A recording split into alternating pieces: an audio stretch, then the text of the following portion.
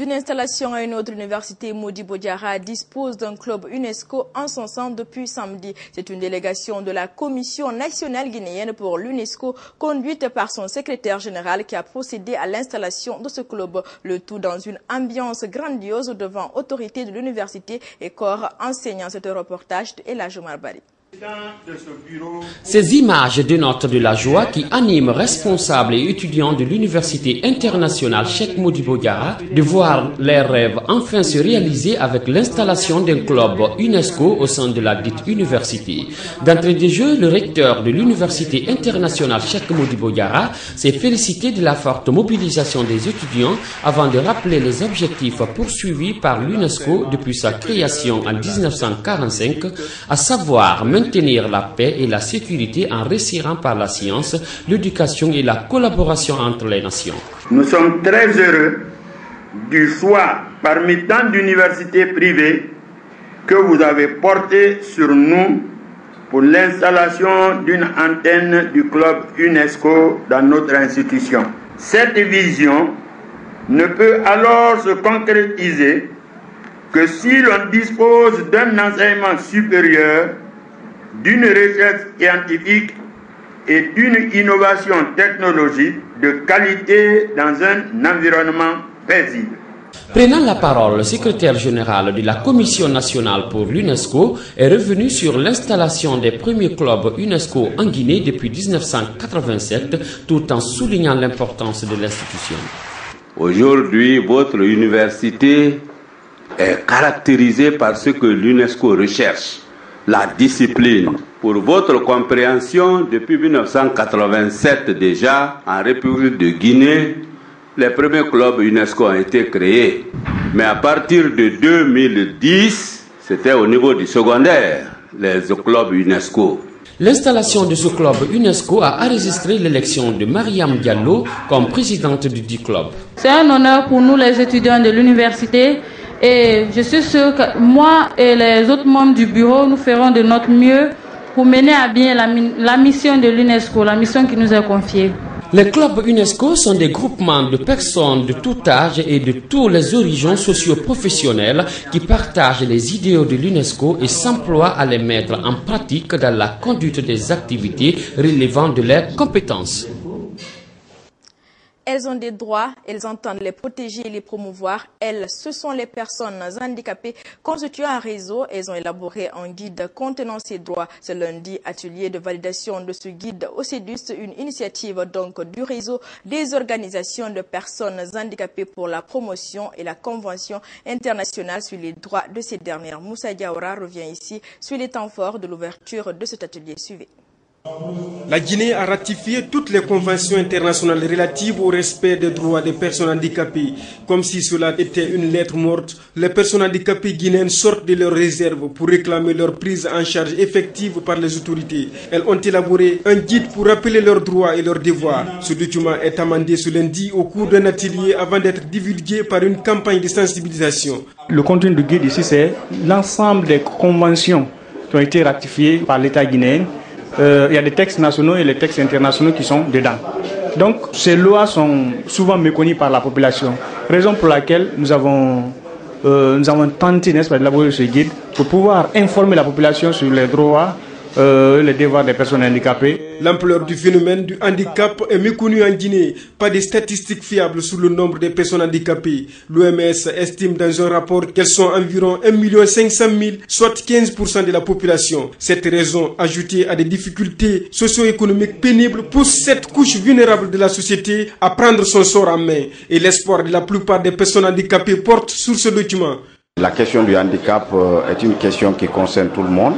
Parce que on peut être aujourd'hui en bon état et commencer bien sa vie, mais à un moment donné, se trouver handicapé. C'est pourquoi nous souhaitons que ce atelier de validation puisse encore produire d'autres résultats dans la contribution que nous attendons des uns et des autres, afin que ce guide puisse être exhaustif dans la prise en compte de la préoccupation et des problèmes du handicap. Le cri d'alarme des participants semble tomber dans de bonnes oreilles. Le représentant du département des affaires sociales a juste mesuré l'enjeu de la rencontre et rassuré les initiateurs de porter plus haut leur message. Une meilleure compréhension des droits spécifiques inhérents à tous les êtres humains en général, ceux des personnes handicapées en particulier, permettra de saisir les composantes essentielles sur lesquelles doivent reposer les relations au sein de la population en vue de répondre aux attentes de chacun et de tous. La question de la protection et de la promotion des personnes handicapées ne doit pas être l'apanage exclusif des seules personnes handicapées et de leur organisation. C'est un problème qui doit concerner toute la société guinéenne. L'atelier est appuyé par plusieurs partenaires sociaux. Le réseau guinéen des organisations des personnes handicapées pour la promotion de la Convention internationale sur les droits des personnes handicapées porte le flambeau.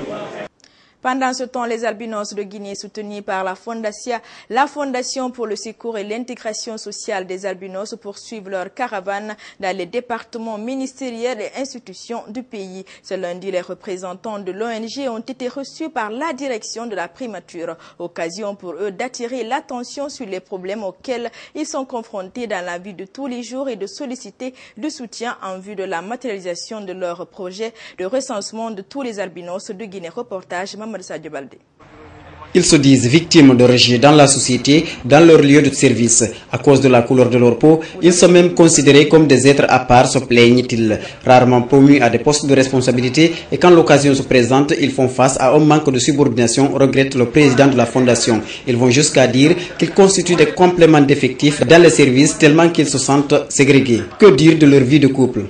Dans les foyers, nous sommes refusés par les familles pour les mariages. Certains de nos pères nous renvoient ou nous chassent de la maison paternelle parce que nous sommes différents des autres enfants. Voici le cas de Abba So, diplômé en droit, sans emploi depuis plus de 10 ans. Lorsque nous parvenons par la force des choses à obtenir un emploi public ou privé, nous sommes expulsés, nous sommes exposés à l'expulsion.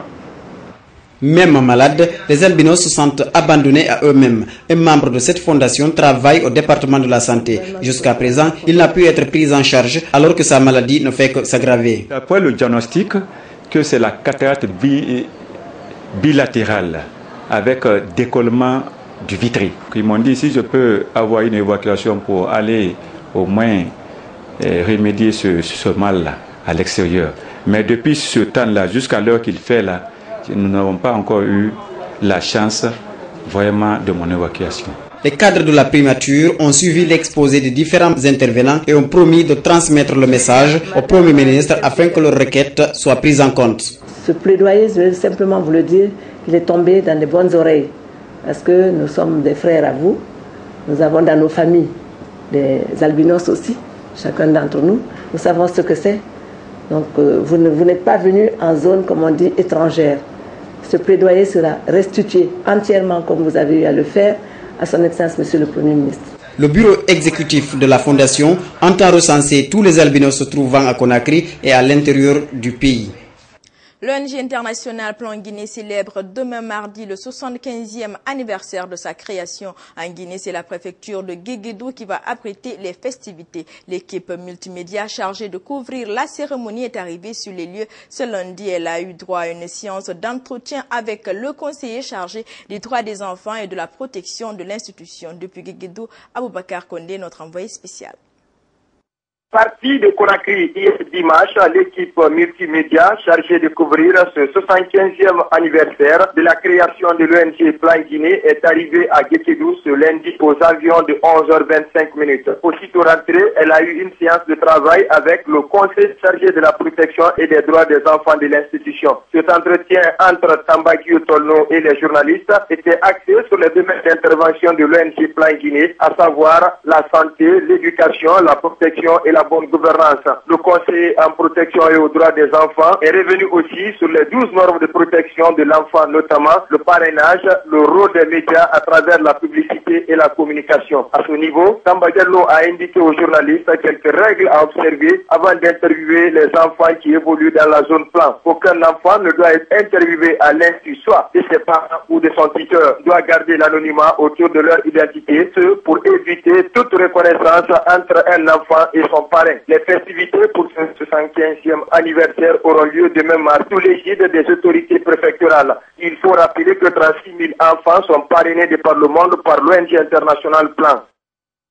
Religion, fini la campagne Jésus qui guérit. Pendant une semaine, beaucoup de miracles se sont produits. L'évangéliste ghanéen Dag Heward-Williams a guéri à travers la prière plusieurs malades et handicapés. Et c'est le palais du peuple qui a servi de cadre à cette campagne de prophétie qui a tenu les fidèles en haleine de bout en bout. Faligui Lavogui, reportage. Il est exactement 14 h et nous sommes au palais du peuple. Un palais en ébullition ce dimanche, dernier jour de la campagne dénommée Jésus qui guérit.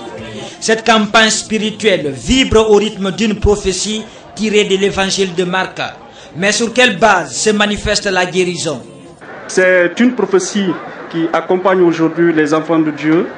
Et la prophétie dit, voici les signes qui accompagneront ceux qui auront cru. Ok? À mon nom, ils chasseront les démons. À mon nom, ils imposeront les mains aux malades et ceux-ci seront guéris. C'est Jésus qui parle ainsi, qui a prophétisé sur la vie de tous les chrétiens. Il faut d'abord croire pour voir la manifestation de la puissance de Dieu. Cette croyance est appelée la foi. Donc, la guérison s'opère à travers la foi. À travers la prière, l'évangéliste ghanéen Dag Heward-Williams a guéri des centaines de personnes malades. Des aveugles, des handicapés, des sourds-muets sanctifiés sont passés témoigner à la tribune des prières. L'homme ou la femme peut renaître quand il croit en Dieu. C'est du moins la vie de ces fidèles qui s'explique à travers cet exemple. Il y avait une foule immense et chacun cherchait à toucher Jésus pour être guéri. Et il y a une femme qui avait une perte de sang pendant plus de 10 ans. Cette femme en souffrait. La femme a résolu dans son cœur que si elle parvient à toucher Jésus, elle va obtenir sa guérison. Et dès qu'elle a touché Jésus, Jésus a senti qu'il y a une force immense qui est sortie de lui. Tant d'autres ont touché Jésus, mais ces personnes n'ont pas obtenu le miracle espéré. Alors que cette femme, le fait seulement qu'elle a touché le bout de l'habit de Jésus, elle a obtenu sa guérison. La campagne Jésus qui guérit de la vie des personnes venues à cette occasion aura été une réussite pour celles qui ont la foi en Dieu. Cependant, parlant de la foi chrétienne, l'évangéliste Dag Heward-Williams au cours de cette prière a soutenu que la foi vient de ce qu'on entend et ce qu'on entend, dit-il, vient de la parole de Jésus-Christ. Ce journal est à présent terminé. Je vous dis merci pour l'attention que vous nous avez prêtée. Merci également aux équipes techniques et rédactionnelles qui ont contribué à sa réalisation. Bonne suite de programmes à notre compagnie. Bonsoir chez vous.